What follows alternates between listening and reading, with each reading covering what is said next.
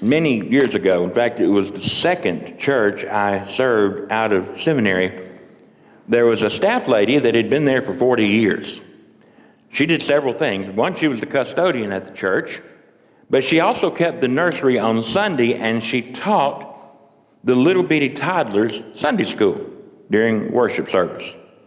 And she had been there, like I said, all those years. In fact, most of the kids who had grown up in that church had been taught by her and kept by her in the nursery. And she was very much loved, very much a part of the church, even though she didn't attend church there very often. Her son died. I had not met him, but her son died. And I thought, well, you know, somebody from the church needs to be at the son's funeral, so I decided I would go. It was on a Sunday afternoon. I got to the church, a very large black church that the funeral was going to be like at 2 o'clock. And so I went in, and this was a church where there were probably 500 people there. And I thought, well, I'm just going to sit here. I just want to be here for her. And so I sat on the very back row, like all y'all back there. I sat on the back row on the end in case I needed to make a quick escape. Well, in the tradition of that church, the family would process in after everyone was seated. And when my staff member saw me, she came over and hugged me and thanked me for coming. And everyone was standing until the family got down front, and then we sat down. Next thing I know, the funeral didn't start right away. Instead, 3 preachers and 2 or 3 deaconesses who were dressed in white dresses made a beeline for me. And I wondered, okay, what's going on here? Well, my staff member had gone down there and told her pastor, senior pastor, that the preacher from where she worked at Scenic Hills was there. And they came to me, and they didn't ask me. They literally almost picked me up and walked me down to the front of the church. And I had to go up on the podium and sit with all the other preachers and speakers. And I didn't have a choice. They more or less made me do it. I would have preferred to stay back there because I didn't know anybody there except one person. And then after everyone had done what they were supposed to do during the funeral service, the senior pastor turned around to me and asked if I'd like to speak. I declined because it had already been going on for about an hour and a half. And so I said no, I didn't want to speak. But I will tell you, it's the most moving hospitality that I've ever experienced. Nobody there except one person knew me. And all these folks that didn't know me, just because I was a preacher, I had to go down front to the place of honor and sit there throughout that funeral. And it was a very humbling kind of experience. I've never experienced anything like that since. And it made me feel very good that they chose, and it was only because I was a pastor, because that was a place where pastors were. And so I sat down front. And I understand because of that a little bit better, I think, what Jesus is talking about in the parables that we read this morning. Most of us, sometimes at least, try to convince ourselves that we're more important to the world than we actually are. I don't know whether that's a faith-saving device. I don't know whether it helps us survive by thinking of ourselves that way, but most of us think we're more important than we actually are. And I learned a long time ago that the world's not going to remember me or you for very long. We're going to die. Eventually, we're going to die. And there will be people there who mourn, who cry, and who miss us. But a generation or two from now, there won't be anybody that remembers any of us unless we're written down in some kind of family genealogy record. It's a humbling experience if you think about it. We're not nearly as important to the world or even to our community as we sometimes try to convince ourselves that we are. And it's sort of that introduction that leads us into the parable this morning. The occasion for Jesus speaking these parables is an invitation he received to dinner at a Pharisee's house. Now, I know the Pharisees, we talk bad about the Pharisees because of the role that they played in rejecting Jesus and seeing to it that he got in trouble enough that ultimately he was put to death. But not all of them were that way. Some of them were believers, like Nicodemus. We're not given a name here of who the Pharisee is, but obviously he thinks enough of Jesus that he brings him into his house for dinner. And Jesus sees it as an occasion to tell a parable about how we should be humble, not self-aggrandized. Humble in a way, as Jesus put it, that presents us with a bit of a paradox, one of those great reversal kind of things that Jesus often did. Humble yourselves so that you can be exalted later. If you exalt yourselves now, you're going to be humbled later.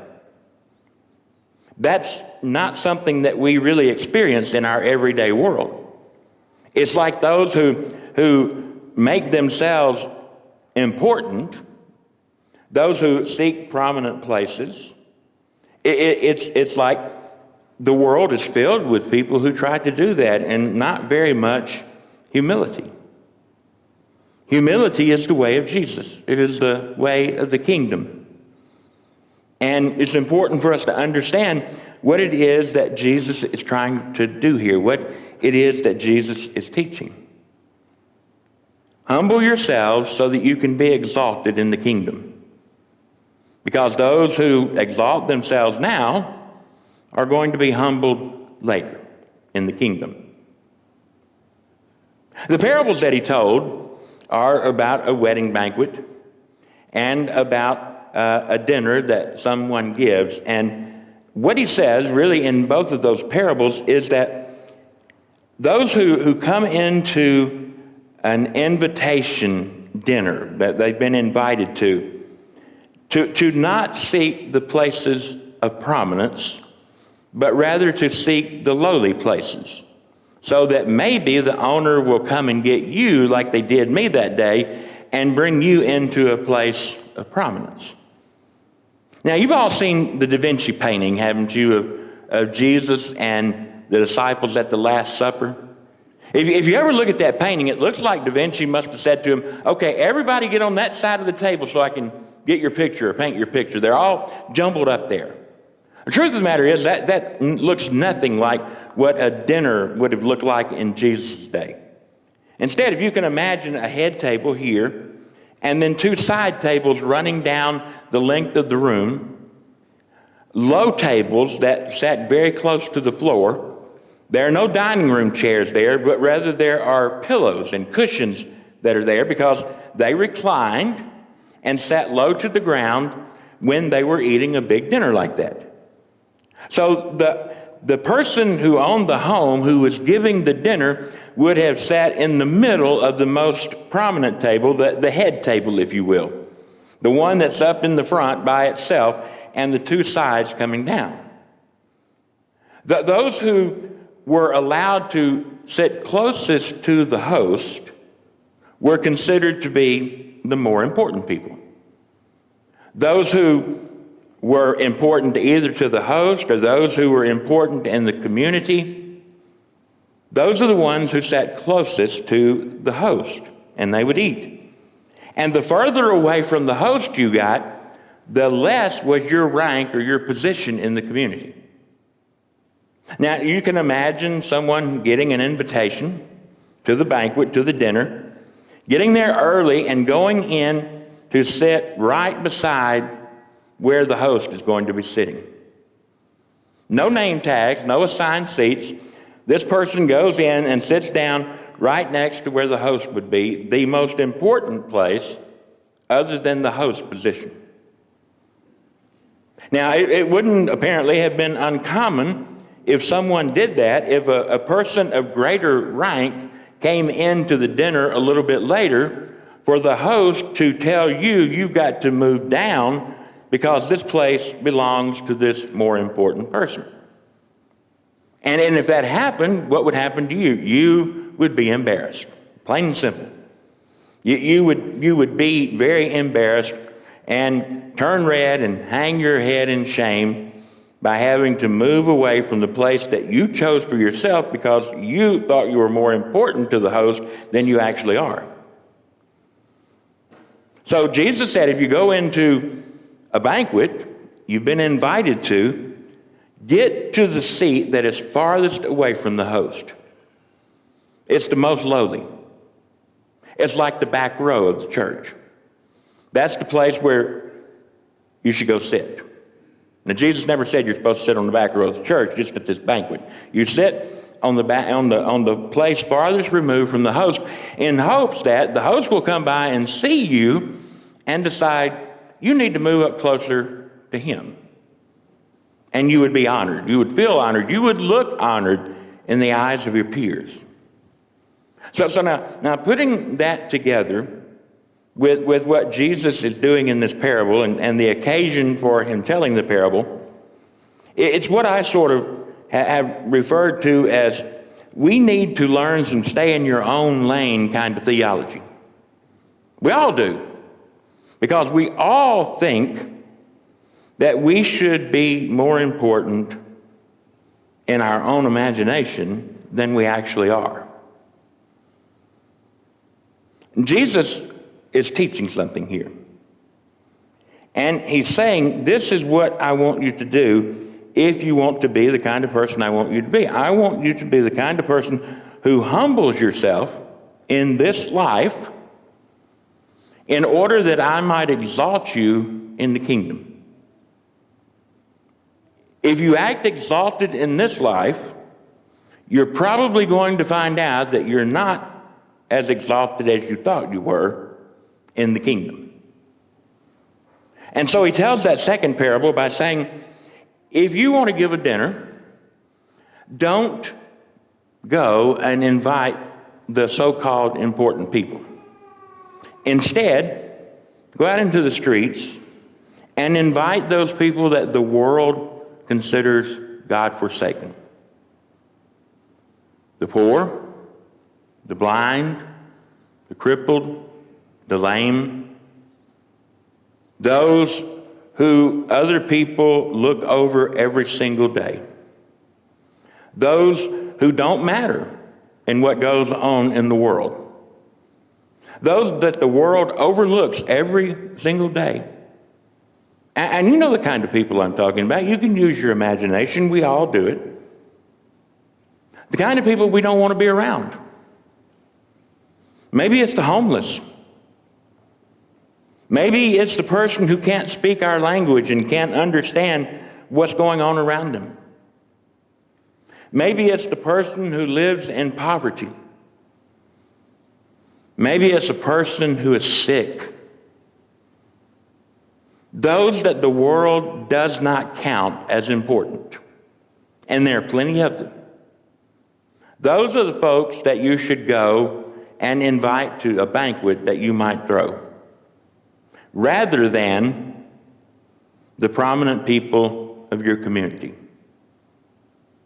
Now, why is that? Because that is the group of people that ultimately Christ came to save. He came to save everybody, but there's a special place for those who don't matter. Remember, Jesus himself was crucified. Why? Because the people believed that he was among the God-forsaken. Jesus, the incarnate Son of God, the one who is God among us, Emmanuel. The world, in its bids for power, in its bid for self-importance, in its bid to take the best and the most of whatever the world has to offer, considered those beneath them who were different from them as godless. And so the religious leaders ultimately, the Pharisees, the scribes, Sadducees, the priests, they all regarded Jesus as among the God-forsaken. Instead of understanding that he was God with us, they accused him of being of the devil and not of God in any way.